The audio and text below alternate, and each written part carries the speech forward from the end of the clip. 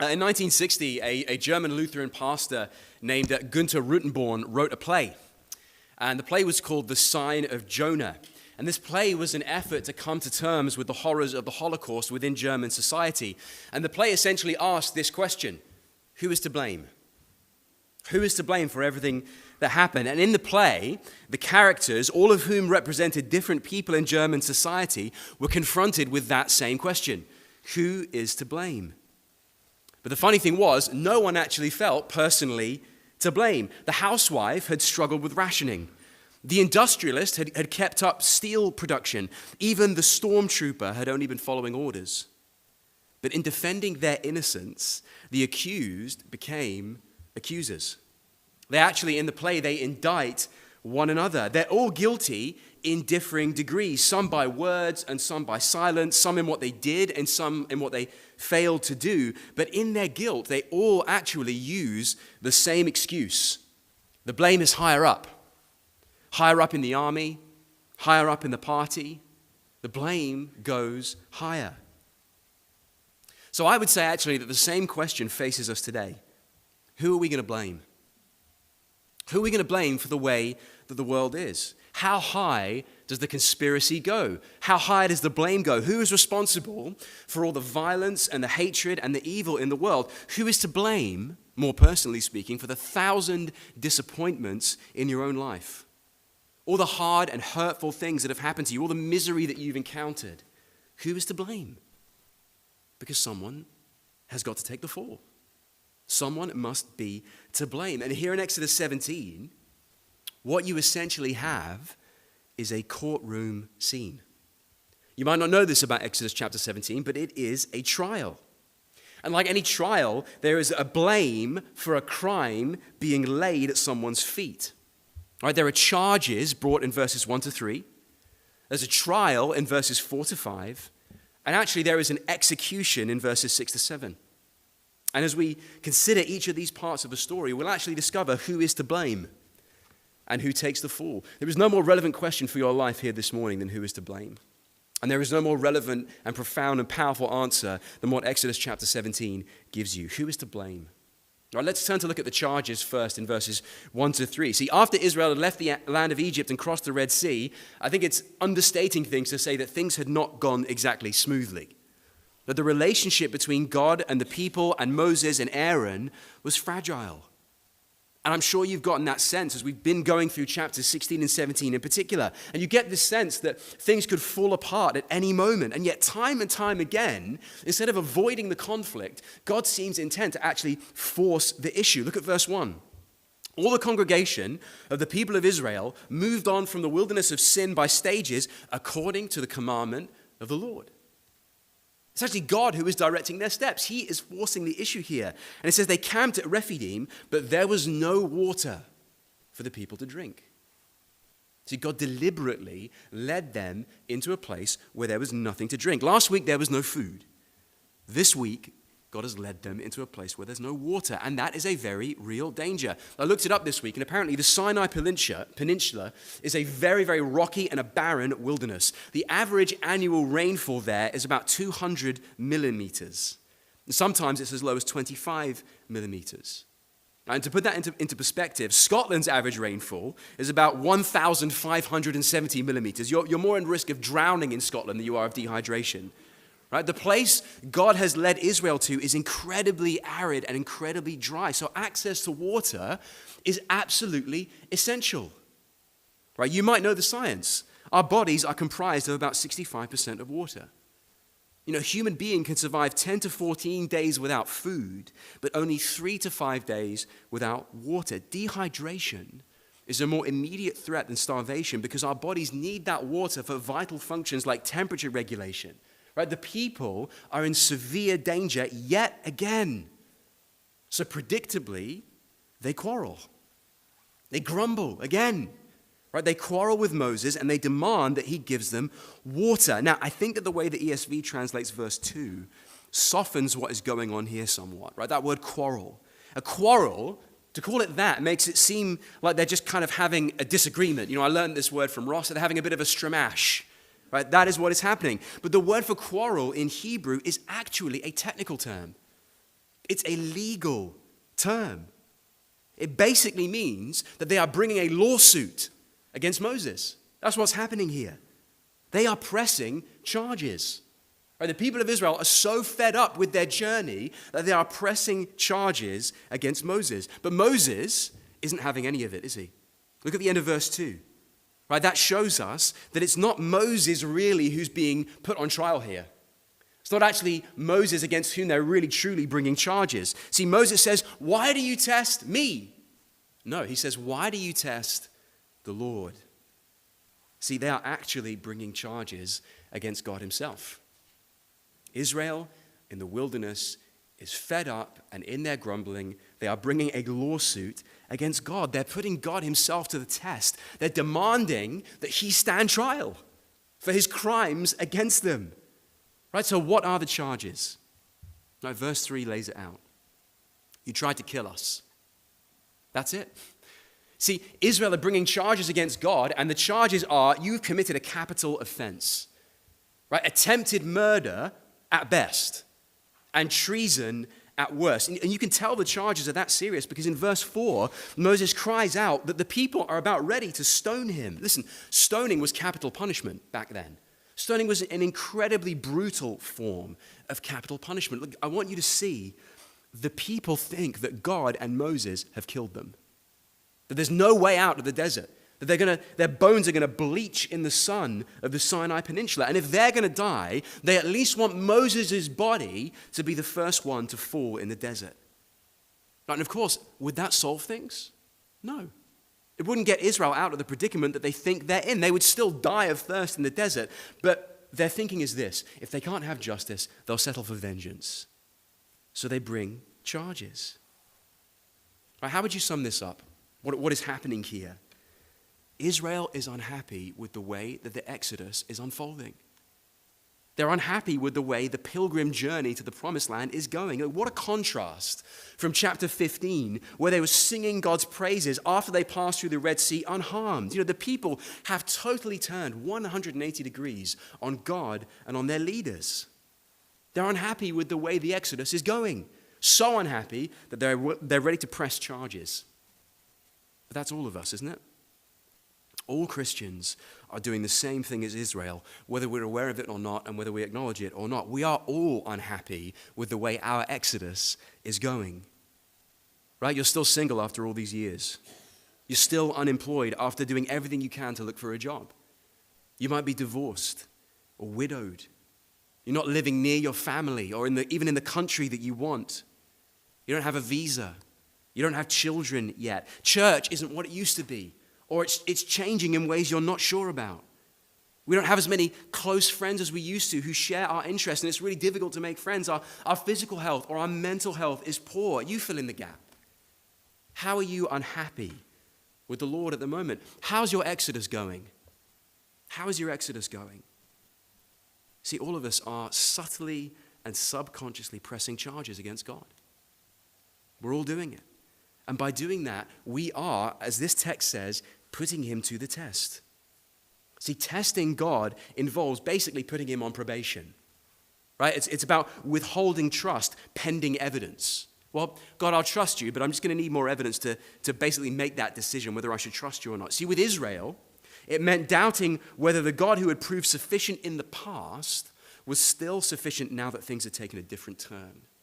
Now that their circumstances had changed. Sure, God had saved them from slavery. Sure, he provided food. But what about the water problem? See, by bringing charges against God, his people are demanding that he prove himself all over again. And how many of us are doing that? Lord, I'm withholding my trust until you give me this thing that I really think I need. Prove yourself all over again. We put him to the test. See, faith and obedience in our lives are suspended until God gives us a good, up-to-date reason to do so. And this attitude lurks in every single one of us. It's the attitude, yeah, you saved me, but what have you done for me recently?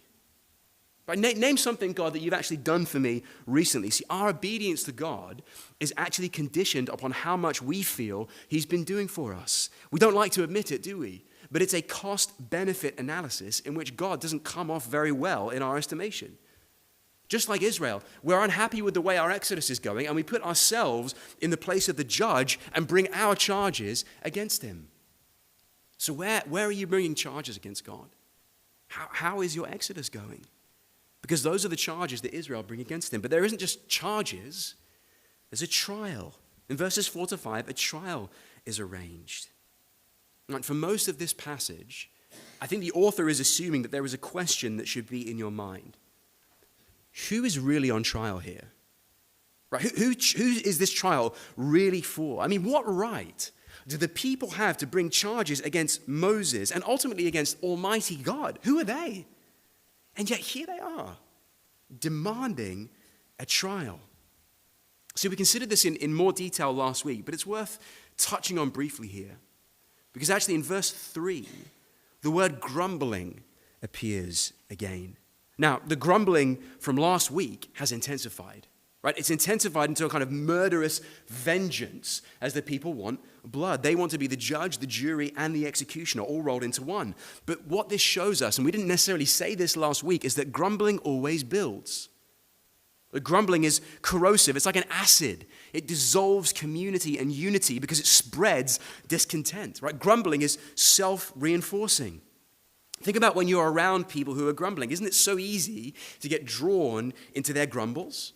Right? Instead of saying, stop, don't talk to me about it, go and have a conversation with the person involved. Or instead of saying, go and talk to God since he's the one who sent the circumstances you're grumbling about. We indulge. We gather to grumble. We indulge in it instead. We gather other grumblers around us so that there's this kind of closed circle of discontent with no release valve until it all bubbles over. And look at what it results in, bringing charges not just against the leaders of the people, but against God himself. Right? Another element here is that grumbling puts God on trial. Grumbling puts God in the dock and finds him guilty. When we grumble, we're judging God. Do you ever think of grumbling like that? You're not venting, you are judging Almighty God. Is that really what you want to be doing? Do you really want to put yourself in the place of the judge? We put God on trial for not running the world the way we like, as if our idea of a perfect world is better than his. Right? Grumbling also hardens our hearts. It hardens our hearts against God and against the leaders that he's called to serve us. And I'm not saying that Moses and Aaron or any Christian leader is above question. But grumbling is another matter entirely. See, when God provides in a manner that doesn't align with your preferences or sense of timing, be careful. Be careful. Because the grumble is never far away. And when you grumble, you judge God. Right? Because this passage and many others like it are clear. Trials and suffering and deserts and drought and hunger, spiritually speaking, are bound to come into your life. Becoming a Christian doesn't change that at all. The same things that happen to the rest of the world happen to us too. But those trials don't automatically make you into a more faithful and a better person, right? The same sun that melts wax hardens clay. And what it's doing to the people of Israel here is it hardens them. See, what's being emphasized here is the supreme arrogance of Israel in putting God on trial and arranging for him to give an account of himself. I mean, think about who God is. He's the creator of everyone and everything. He's the infinite and transcendent consuming fire whom no one can approach. And yet here are these upstart slaves demanding that he come at their beck and call, demanding that he stand before them and answer for his so-called crimes. Listen, this teaches us that suffering and trials in your life will have one or two effects. Right? Either they will make you small in your eyes and God big, or they will make you big in your own eyes and God small. Right? Suffering and trials will either cause you to magnify God so that you depend on him and serve him more, or they will cause you to become big in your own eyes and summon God to stand before you and to give an account for his actions. You will demand an explanation from him. Which way will you go? You know, if you're going through a trial this moment, what's it going to do? There's a reason we call it a trial. You know, when you go through trials, you might think that you're putting God on trial, but realistically, you are being put on trial. A trial will reveal what is in your heart. And like we saw last week, that's exactly what's happening here. Listen, I promise I won't mention him for a while after this, but permit me one more C.S. Lewis reference for a while. Right? C.S. Lewis wrote a famous essay called God in the Dock. It's really short. You can find it online. Go and read it. And he points out this attitude of demanding God go on trial is alive and well in not just the modern world when he was alive, but in the postmodern world where we're around today. He says this: the early Christian preachers could assume in their hearers a sense of guilt. Thus, the Christian message was in those days unmistakably the good news. It promised healing to those who knew they were sick. We have to convince our hearers of the unwelcome diagnosis before we can expect them to welcome the news of the remedy. The ancient man approached God, or even the gods, as the accused person approaches his judge. For the modern man, the roles are reversed. He is the judge. God is in the dock. He is quite a kindly judge. If God should have a reasonable defense for being the God who permits war, poverty, and disease, he's ready to listen to it. The trial may even end in God's acquittal. But the important thing is that man is on the bench and God is in the dock. See, even the ancient pagans assumed they were guilty before God or the gods. When it came to sin, they didn't presume innocence, but ignorance. See, modern people are the opposite. We presume innocence and project the guilt elsewhere. Remember I asked at the beginning, where does the blame lie? None of us turn it inwards. All of us turn it outwards and upwards. But really, who is really going on trial here? Who really deserves to be in the dock? Isn't it obvious? Right? Israel are the ones that deserve to be on trial. We're supposed to see a tension in the passage when it comes to verse 5. Right? And the Lord said to Moses, pass on before the people, taking with you some of the elders of Israel, and take in your hand the staff with which you struck the Nile, and go. Right? You need to recognize several things here. God is arranging the trial that the people demanded. He says, you want a trial? Okay, let's have a trial. Right? It happens in public. He says, pass on before the people of Israel. It happens in front of all of the congregation, right? The elders are there as the leaders of the different clans and tribes within Israel. They're the representatives of the people. But most importantly, what does Moses have in his hand? The staff. And what did he do with that staff? He struck the Nile with that staff. See, this was the staff that had unleashed the plagues of judgment upon Egypt and on its gods. Right? It had split the Red Sea in two. Right? It looks like Moses, again, is going to have to raise the rod of judgment. But the question is, and the tension here is, on whom is that rod going to fall? On whom is the judgment going to fall? Is it going to be on the ones who deserve it? Who is the blame going to be laid on? And you get the answer in verses 6 to 7. Because the blow does fall. There is an execution. And let's turn finally to consider that now, this execution. Listen, I hope you can see that the view of the author of this passage is taking, and the view that we should take of this situation. Israel is guilty. Israel deserves to be condemned. Right? God is innocent. He deserves to be vindicated. So again, where is this stroke going to fall? Is it going to fall? Against who is Moses lifting his hand? Essentially is the question here. Right, look carefully at verse 6. You have to see this. But where is God standing? On the rock. Where is Moses commanded to strike? The rock. Let that sink in. But that is absolutely outrageous. God himself is going to be struck. God commands Moses to bring down the rod of judgment on the rock on which he is standing. The blow is going to fall on him instead. So, of course, nobody can really reach into God's glory, into God's being, and strike him down or harm him in any way. He's immortal. He doesn't have a body. He cannot be struck in that sense. But the symbolism here is very real, and it should shock you. Think about it. In the Bible, man stands before God, not the other way around. God summons man to stand before him to account for his crimes, not the other way around. God strikes man in judgment, not the other way around. Isn't the Passover and the plagues of Egypt and the Red Sea basically saying that? It is God who judges.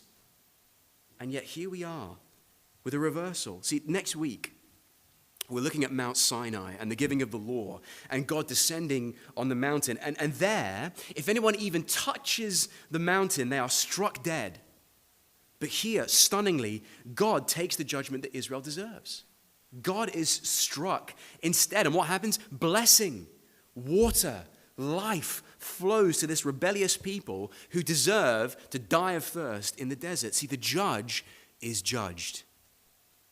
Instead of Israel being executed, the sentence is carried out on God himself. See, if the people are going to be spared, then God must bear the judgment. Even though he's not to blame in any way, God takes the fall.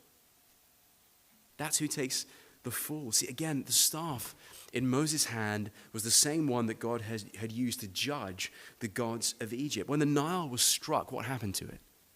It turned to blood, right? Death was the result. When Moses struck the Nile with his staff, it turned to blood and people couldn't drink from it.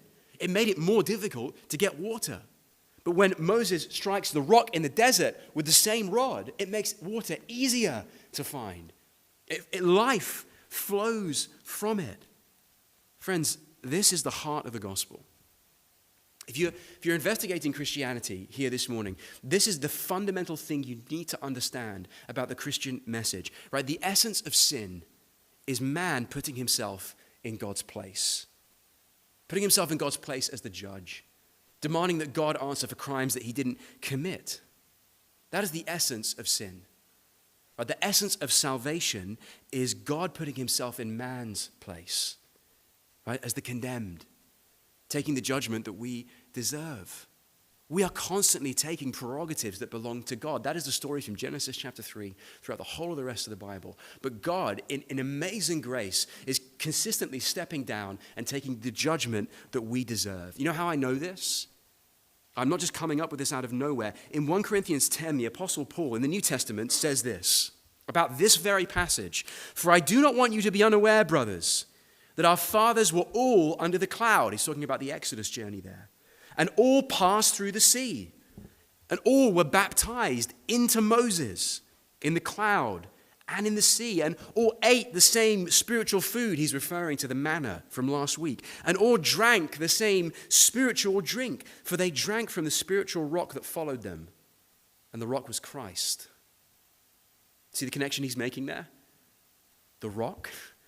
This rock was Christ. See, in Exodus 17, here's what you're getting.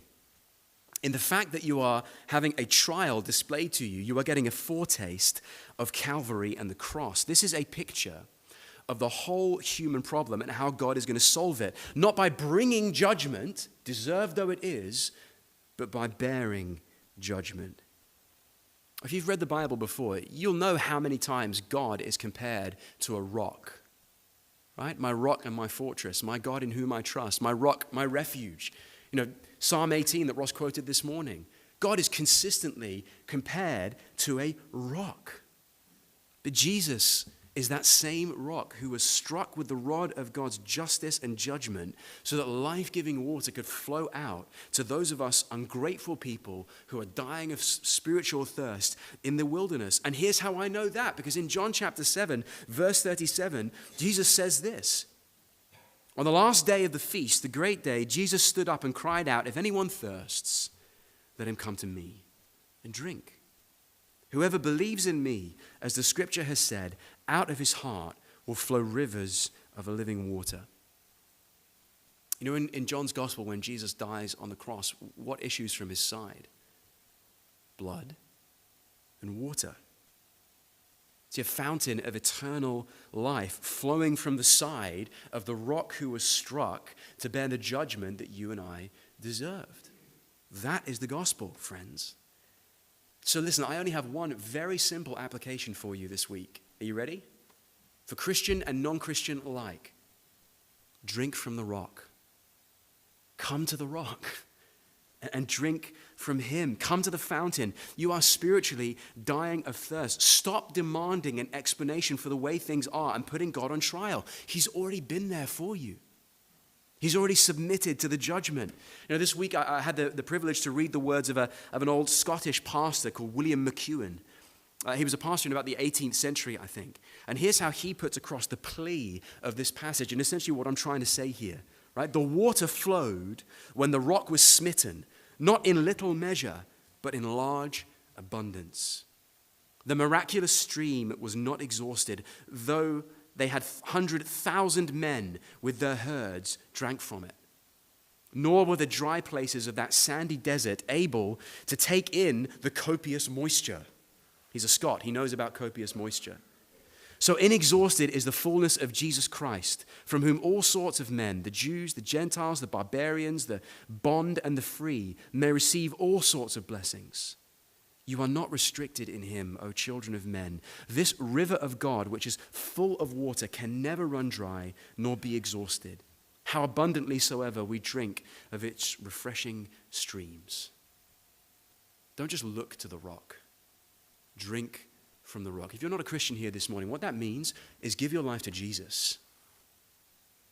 And that means in the wilderness and the desert that you are in, to come to the rock that was struck and say, Rock of ages, cleft for me, let me hide myself in thee. And Christian, if you are wandering in the wilderness and you are grumbling and you are unhappy with the way that God seems to be directing your life, look to the rock that was struck and know that God has a reason for bringing you into the place that he's brought you. And it's not malice, it is grace. Through your trials, look to the rock, come to the rock, and drink from the rock. You remember I mentioned at the start Rutenborn's play, The Sign of Jonah? See, it's actually decided by the characters that the real blame is much higher up. The characters decide in the play that God is to blame. He's the one that should be put on trial. See, after that, God is tried, he's found guilty, and in the play, he's sentenced to become a human being. He's sentenced to become a wanderer on earth, deprived of his rights, homeless, hungry, thirsty. He himself shall die and lose a son and suffer the agonies of fatherhood. And when at last he dies, he shall be disgraced and ridiculed. See, that's touching on something profound. The God who is the rock of Israel is the Savior.